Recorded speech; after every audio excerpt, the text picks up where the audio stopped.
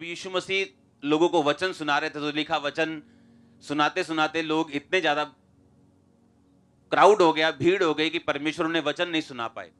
और परमेश्वर ने कहा, पतरस अपनी नाव मुझे दे, अपनी नाव पर मुझे चढ़ा और मुझे पानी में ले जा थोड़ा सा, और मैं पानी में से वर्ड दूंगा ताकि लोग मेरे ऊपर ना गिर सके। और लिखा, पानी में वचन देने के बाद यीशु मसीह ने कहा, पतरस जा और अपने जाल गहराई में डाल। और पतरस कहता, परमेश्वर मैं सारी रात मेहनत कर चुका हूं पर मैंने कुछ भी हासिल नहीं किया। हाँ, और परमेश्वर कहता, नहीं, जा और गहराई में जाल डाल तो तू पकड़ेगा। और बाइबल कहती, जब वो गहराई में उसने जाल डाले, इतनी मछलियों को उसने घेरा, उसे अपने साथियों को बुलाना पड़ा, उनकी नाव डूबने लगी, साथियों की नावें डूबने लगी, इतनी मछलियां उन्होंने पकड़ी। कहने का मतलब यह था कि वो जो फिशेस थी, वो मछलियां थी, वो इतनी ज्यादा थी कि आप इमेजिन कर सकते हो कि उसको 3, 4, 5 महीने का स्टॉक इकट्ठा मिल गया था। और सुनो, पतरस इस बात से हैरान था कि मैं मछुआरा हूं, मुझे मालूम है मछलियां कैसे पकड़ते हैं, किस सीजन में, किस टाइम में, दिन के रात के वो कहां होती हैं, उनको क्या पसंद है, मुझे सब पता है।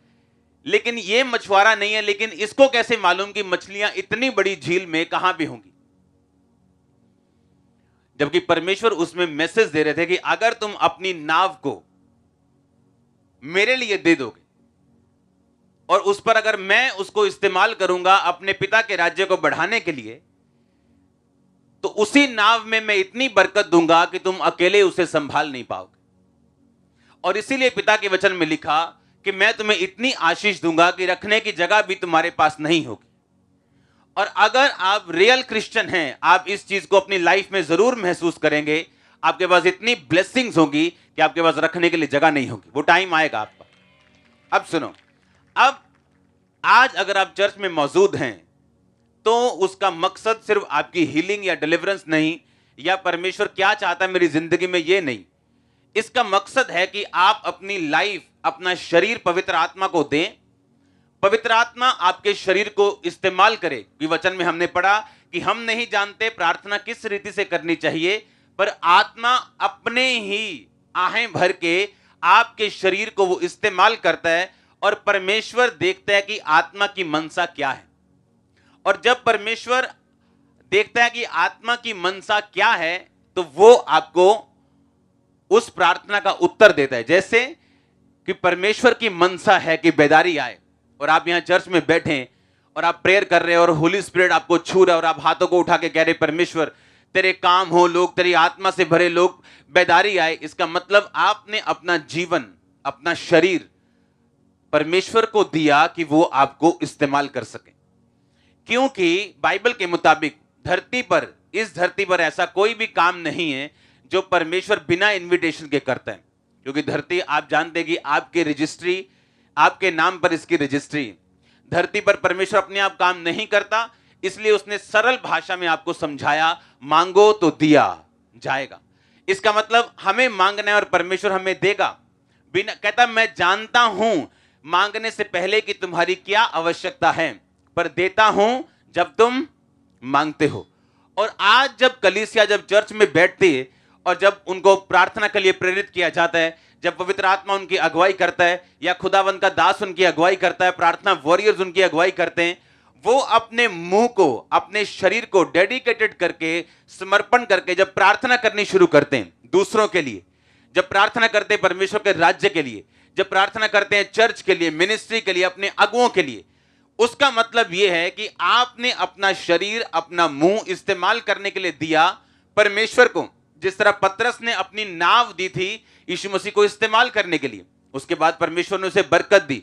बाइबल कहती है आप नहीं जानते प्रार्थना किस रीति से करनी चाहिए, लेकिन पवित्र आत्मा आपके मुंह को यूज करता है। और उसके बाद क्योंकि आप परमेश्वर के लिए फिर यूज हुए, आपने परमेश्वर के लिए मध्यस्थता किया, आप मीडिएटर बने। जिस तरह दो देशों में जब लड़ाई होती तो तीसरा देश कहता है मैं जी मीडिएटर बनने के लिए तैयार हूं।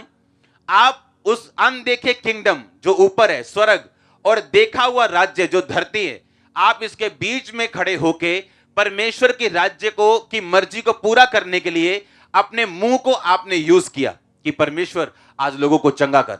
यह भी एक प्रेयर है। हाँ, अपनी आत्मा से भर अपने लोगों को, यह भी एक खुदावंद की मर्जी है। परमेश्वर ने कहा जब तुम प्रार्थना करो तो बोला करो, हे पिता तू जो स्वर्ग में है, तेरा राज्य आए, जिस तरह तेरी मर्जी आसमान में पूरी होती है धरती पर भी। इसका मतलब अगर आपके मुंह से ऐसी प्रार्थनाएं निकलती हैं जब जो स्वर्ग की मर्जी है, जैसे बेदारी आना, सुसमाचार के कामों को फैलाना, खुदावंद के दासों के लिए प्रार्थना करनी, चर्च के लिए प्रार्थना करनी, खुदावंद के किंगडम को बढ़ाने के लिए प्रार्थना करनी, जब वो काम जो असाइनमेंट परमेश्वर ने हमें दी है प्रार्थना के रूप में, प्रार्थना के जरिए हमें समझाया कि ये असाइनमेंट है कि जिस तरह स्वर्ग पे उसकी मर्जी पूरी होती है धरती पर हो। और जब हम उस काम को करने के लिए अपना शरीर समर्पित कर देते हैं होली स्पिरिट को, और जब वो काम होना शुरू होता है, आपकी लाइफ के अपने मसले जो है वो हल होने शुरू होते हैं। फिर आप समझते हैं, फिर आप देखते हैं कि मेरा एक्सपीरियंस कुछ नहीं कर पाया, मेरी ये चीज, मेरी चालाकी, मेरी चुस्ती कुछ नहीं कर पाई। लेकिन परमेश्वर जब रास्तों को खोलना शुरू करता है, आप देखते हैं कि स्वर्ग किस तरह आपके लिए ओपन हुआ, किस तरह से आपके रास्ते खुल रहे हैं, किस तरह से डिवाइन हेल्पर्स आपकी लाइफ में आ रहे हैं। आप नोटिस करेंगे किस तरह से परमेश्वर डिवाइनली ऐसी चीजें, ऐसे लोग, उनके दिमागों को परमेश्वर चेंज कर रहा है, यहां तक कि आपके दुश्मन भी आप ही के लिए काम करते हुए इनडायरेक्ट नजर आएंगे। जिन चीजों को आप दूर नहीं कर सकते, जिन लोगों को आप दूर नहीं कर सकते, आपको मालूम है कि ये लोग रिजल्ट नहीं लेके आ सकते, आप उन्हें दूर नहीं कर सकते, लेकिन आपके दुश्मन आपके खिलाफ बोल के उन्हें दूर कर सकते हैं। और आपको खुश होना चाहिए, ब्लेस्ड फील करना चाहिए, क्योंकि ये वो टाइम है जब परमेश्वर आपके लाइफ में काम कर रहा होता है अजीब और अपने तरीके के साथ, जो आप नहीं कर सकते। इसीलिए जब आप परमेश्वर की मिनिस्ट्री की, आप परमेश्वर की सेवकाई की, आप परमेश्वर के कामों की परवाह करने लगते हैं, वो आपके बिजनेस की परवाह करने लगता है, वो आपकी सेहत की परवाह करने लगता है, वो आपकी मिनिस्ट्री, आपके हर वो चीज की जो आपके साथ जुड़ी हुई है, फिर परमेश्वर परवाह करने लगता है और परमेश्वर आपकी अगुवाई करने लगता है। आपको शक होता है कि क्या ऐसा हो सकता है, क्या इस वर्ड से, जैसे पतरस भी शक कर सकता था कि परमेश्वर को मालूम नहीं कि यहां पे इतनी मछलियां हो सकती, मैं मछुआरा हूं, लेकिन बाइबल कहती इतनी ब्लेसिंग हुई कि वो हैरान होकर परमेश्वर के पांव पर गिर गए और बोला, परमेश्वर हम पापी इंसान हैं। जितनी बरकत उन्होंने अपनी लाइफ टाइम में नहीं देखी, परमेश्वर ने उन्हें एक दिन में दिखाई। अब हमें करना क्या है? हमें यह मालूम होना चाहिए कि परमेश्वर का आत्मा हमें इस्तेमाल करना चाहता है। हमें यह मालूम होना चाहिए कि यह एक जरिया है, एक चैनल है। जैसे अगर पीछे लाइट है और इधर हम बल्ब जगाना चाहते हैं, तो वहां से एक तार हमें जोड़नी पड़ेगी, क्योंकि पीछे तो लाइट है, एक बल्ब भी है, लेकिन तार अगर हम जोड़ देंगे तो बल्ब जगेगा, हाँ या ना? अब परमेश्वर बरकत देना चाहता है अपनी कलीसिया को, लेकिन बाइबल कहती बिना प्रोसेसिंग के, बिना तैयारी के, बिना कर्मों के वो आपको, आपके विश्वास को आप जस्टिफाई नहीं कर सकते। कि मुंह से आप बोल दें मैं क्रिश्चियन हूं और काम वही करें जो नॉन क्रिश्चियन करते हैं, तो आपके मुंह, आपकी बोली आपको ये साबित नहीं करती आप क्रिश्चियन हैं, आपका कर्म साबित करता आप क्रिश्चियन हैं, हाँ या ना? अब आपके कर्म क्या है? जब आप परमेश्वर में आते हैं और आपको यह मालूम है कि परमेश्वर आपको ब्लेस करना चाहता है, वो आपको यूज करना चाहता है, इस्तेमाल करना चाहता है, आपके कामों को इंटरेस्टेड है करने के लिए, आपकी फैमिली को ब्लेस करने के लिए, अब आपको सिंपली क्या करना है? अपने जीवन को, अपने शरीर को पवित्र आत्मा के हाथों में देना है कि वो उसे इस्तेमाल कर सके। पर बाइबल कहती है शारीरिक व्यक्ति शारीरिक बातों पर क्या करता है? मन लगाता है, और आत्मिक व्यक्ति आत्मिक बातों पर क्या करता है? मन लगाता है। शरीर पर मन लगाना क्या है? मौत है। आत्मा पर मन लगाना जीवन और शांति है। कहता अगर शरीर के अनुसार चलोगे तो मरोगे, पर अगर आत्मा से शरीर की क्रियाओं को, शरीर के कामों को नष्ट करोगे तो जियोगे।